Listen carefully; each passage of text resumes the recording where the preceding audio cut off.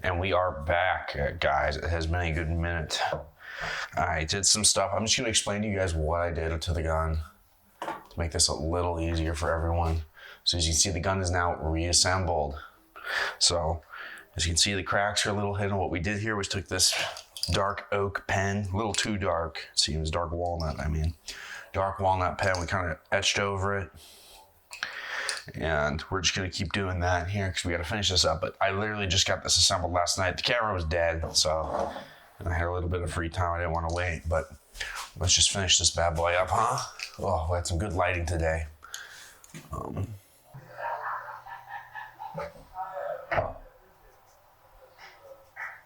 Just a little.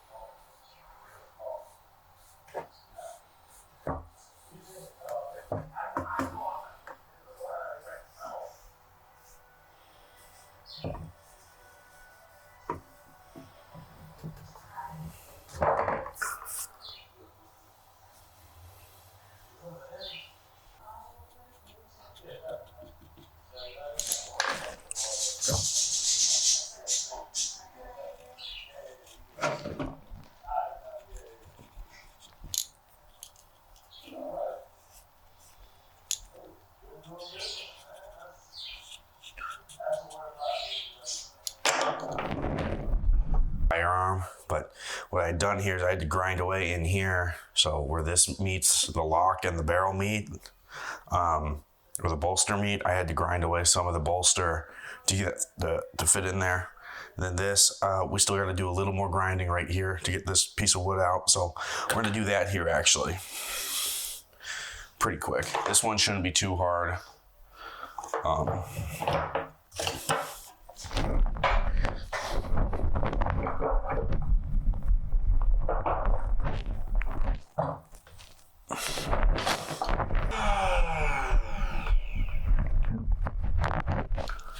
You.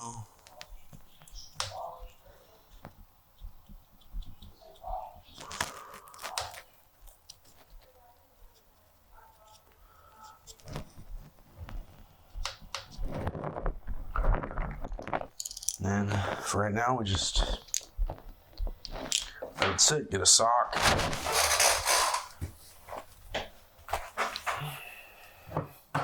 And now I'm just gonna let this fucker sit here for a while. And shit, we'll see what happens. Get a little more stain. But honestly, guys, for my real first time really fixing, I think I did a superb job. I thought about putting a rod down through that, but that might be something for a later date. I kind of want to see how this all holds up. All right, guys, so we are back. I just want to show you guys what we did. I did a lot of stuff off camera because a lot of it's just busy work. I'm fucking around basically with chemicals and bullshit like that. Stuff you guys don't want or need to see. And sanding. So anyway. So what I want to show you guys is what we did. So we had a large crack down here, piece of wood missing, and kind of a giant hole, as you can see there. I filled it in with some epoxy putty, so that's nice and hard like a rock. And it kind of helps everything sit in there a little more proper. I filled in this. This was gouged out with some other stuff, and what we can do here is, let me see where that pen is. This was gouged out wood. I filled that in with a bit of wood putty. I got to do a little bit more because it sunk a little, which is expected for what I was doing. I don't know where the fuck that pen is. There it is. So we're just gonna take our little pen here and we're just gonna do this. And that'll kind of soak in and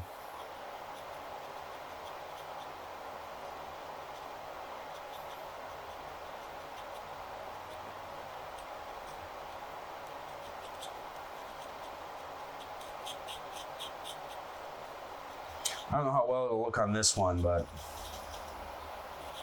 We just want to make everything kind of blend.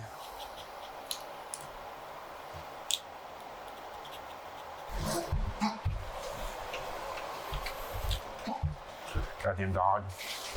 Anywho, so back to it, as I was showing you. As we're just coloring this all in. Now, if you look now, it's actually kind of hard to tell. You can't even really tell epoxy was there.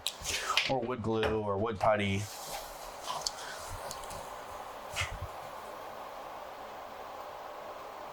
I thought my dog was choking for a second.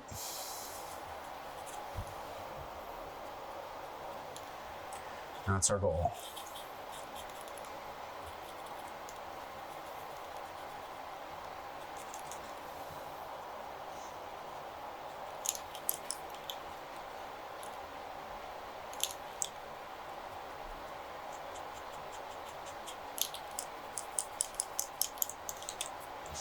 Okay, that's enough of that. So we can see, pretty much have that good. We're gonna let that dry.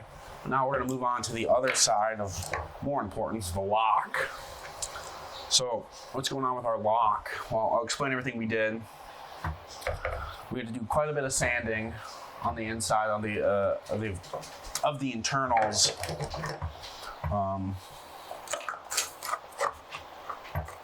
Let's see if I can find something here to kind of hold this up. So what we were doing now is, so the problem with the lock is, the lock fits in there. What I had to do was grind away some metal here on the bolster of the barrel, because when I went to place this in, it did not fit. Now it fits near flush.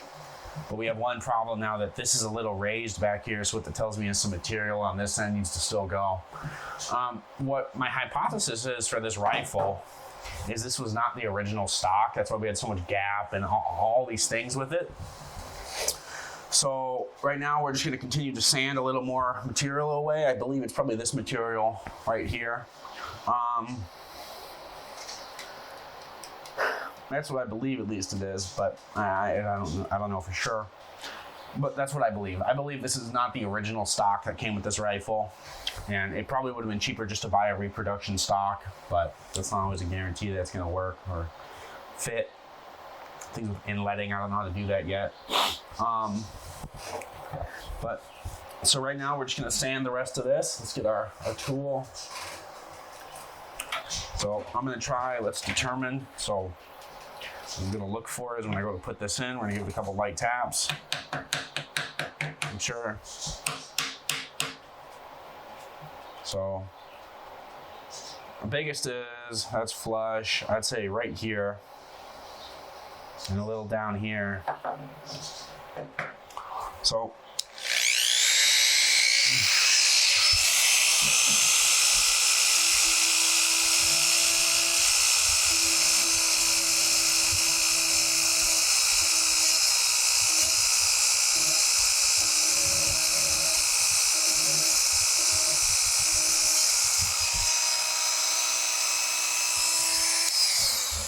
always want to get everything in check. It's close. It's closer than it was.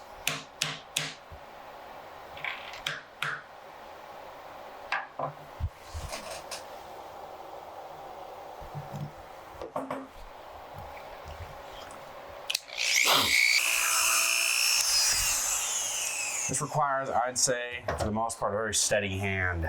Do not be a fucking alcoholic doing this. Okay. All right, and then I reinforced, you can see the gaps there, you can see some putty. I reinforced these right here behind the barrel because I couldn't add anything there. I didn't want to add wood putty because I didn't feel like that'd be strong enough to do what I needed for it. So in my wisdom, I decided just to put epoxy there. This 2-part epoxy, sculpting clay. It could also be used for Pritchett plugs, which I have some made, but I haven't used them yet. Because with muzzle loading, everything's just a real slow experience. But so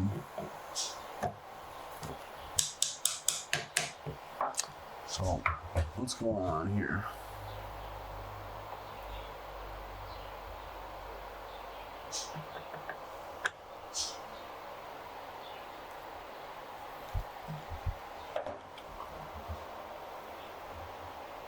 I see.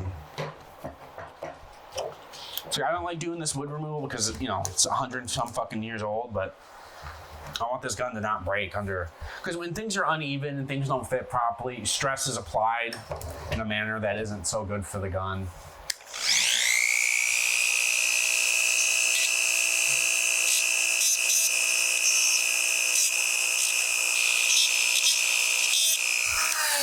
Yeah, and a lot of you are probably pissed off at this, but we have to remember, you know,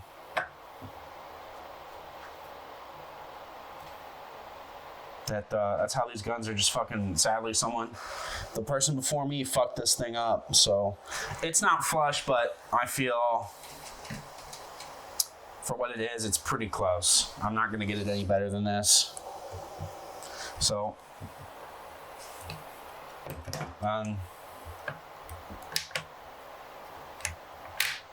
down there, that fits. I have that fitting well now. First.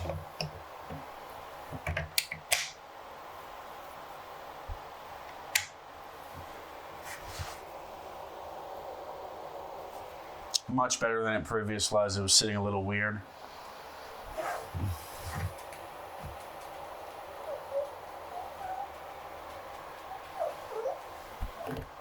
What, Pinky? Come here. Oh, no. So that's that. Now, getting close to done.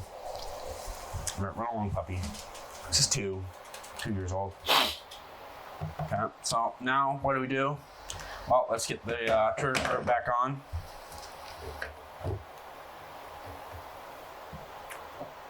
Like I said, can't even tell now. Can't even tell. Damn near, almost.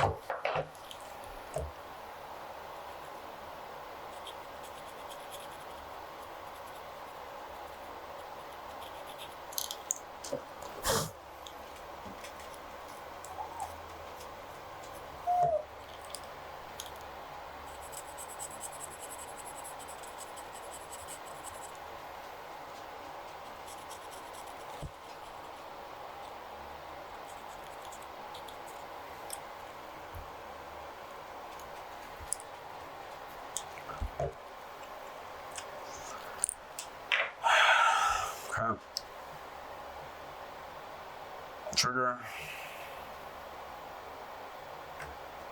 There we go.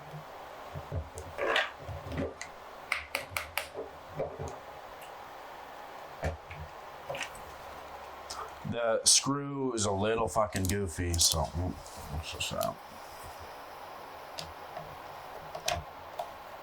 Yeah. I'm gonna screw this back in first.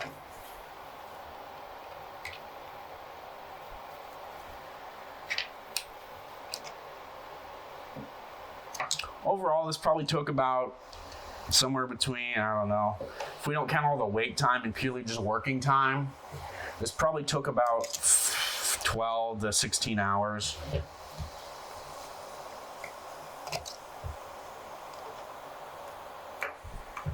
So, you know, quite a long time, but to restore a firearm like this, or at least to get it back to a condition where it's shootable.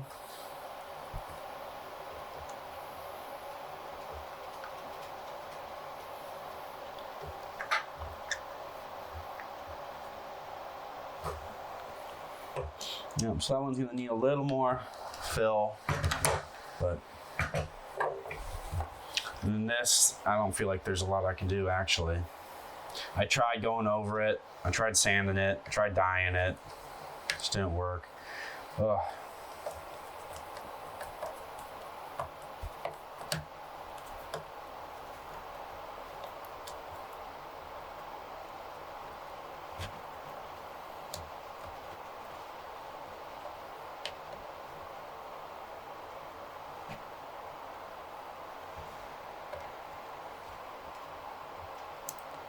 There we go. And we'll get our lock.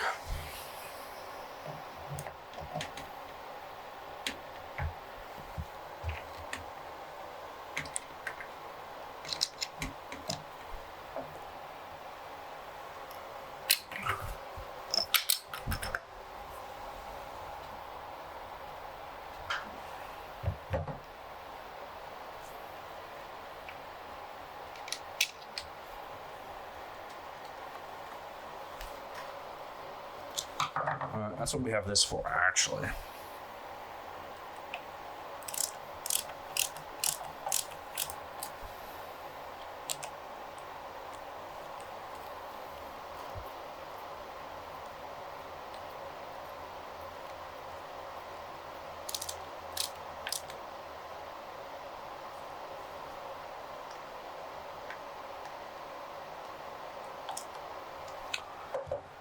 So, how I think this is going to break next, there's cracks here I can't do anything about.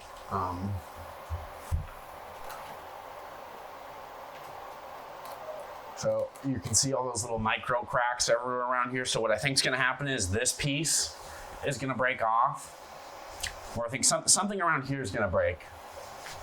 And I think I'm going to have to fix this again, but when I do, that'll be a little easier. There's our dowel. You can't see it. I sanded. You can see it kind of. Sanded it, dyed it. That's just how it looks.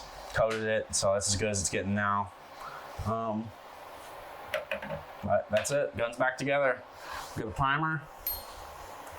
Little 4570. Actually, let's not use that one because that one's been. Fuck it. All of them are like that actually. Well, if it fits, it fits. I don't think it will though. Yeah, nope. All right, well, trust me guys, it fits. All right. There's our 4570 rifle, so I'll just explain everything we did to it. Coated the inside, linseed oil, helped strengthen that grain up. Epoxied the bottom here, as you saw in the first part. I put some support epoxy, that sculpting epoxy on the bottom there of the tang. So it's helped support it. I put some of that wood putty down underneath that one too to help fill in the gap that was here. We obviously filled in the gap down there. We fitted the lock as best we could properly to the stock.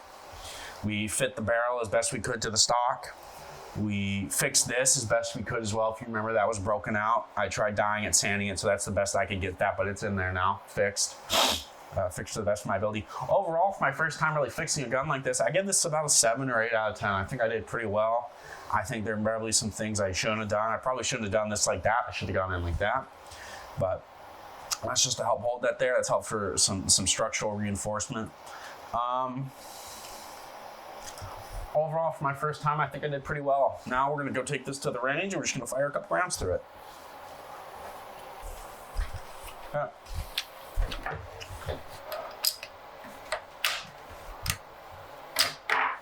There we go. Off to the range.